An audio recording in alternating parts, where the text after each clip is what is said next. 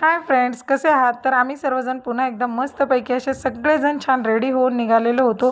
दिदूची school friend आहे वैष्णवी, तिच्या घरी होती आज सत्यनारायणाची महापूजा. तर त्यासाठी त्यांनी प्रसादाला बोलवलेलं होतं आणि हे तिच्या घरचे बाप्पा. आणि हे बघा, इथेही सगळं डेकोरेशन लेकरांनीच केलेलं आहे. किती सुंदर आहे नाही का? खूप छान. म्हणून मग तिथे बाप्पाचे अशी छानसे मस्तपैकी आशीर्वाद घेतले, सत्यनारायणाचा महाप्रसाद वगैरे घेतला आणि मस्तपैकी अशी मनोभावे पूजा केली. त्यानंतर मग आम्ही घराकडे यायला निघालो. आणि आता सध्या काय भक्तिमय वातावरण आहे. सगळीकडे जिकडे बघावं तिकडे बाप्पा. आणि हे आम्हाला वाटेमध्ये येताना बाप्पाचं 5व्या दिवसाचं विसर्जनासाठी जाताना दिसले. त्यानंतर आम्ही घराजवळ असलेले हे गणपती मंडळ आहे, तिथले हे गणपती बाप्पा.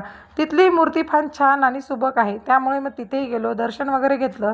आरती चालू होती, आरती घेतली. म्हटलं वा, आज फार नशीब चांगलंच आहे. त्यानंतर मग सगळ्यात आधी निघालो ते घरी आलो कारण घरच्या बाप्पाची आरती राहिलेली होती. मग घरच्या बाप्पाची आरती केली आणि त्यानंतर पोरांनी जो धुमाकूळ घातला तो ह्यासाठी, कारण की आज मंडळामध्ये आयोजन केलेलं होतं ते संगीत खुर्चीचं. पोरं म्हणजे काय माहिती आहे ना, मस्तपैकी मजा मस्ती करायचं म्हटलं की ॲनी टाईम रेडी. मग काय म्हटले, मम्मी चला घेऊन चला. मग शेवटी तिथे घेऊन गेलो. आधी हा असा बॉईजचा टर्न होता, त्यानंतर मग मस्त गर्ल्सचा. मग छोटी मुलं मोठी मुलं असे त्यांनी टर्न बाय टर्न केले. आणि पोरांना काय हो, खेळायचं म्हटलं की मज्जा हवी असते. आणि मग काय, इथे पोरं पळण्यापेक्षा जास्त नाचतच होती.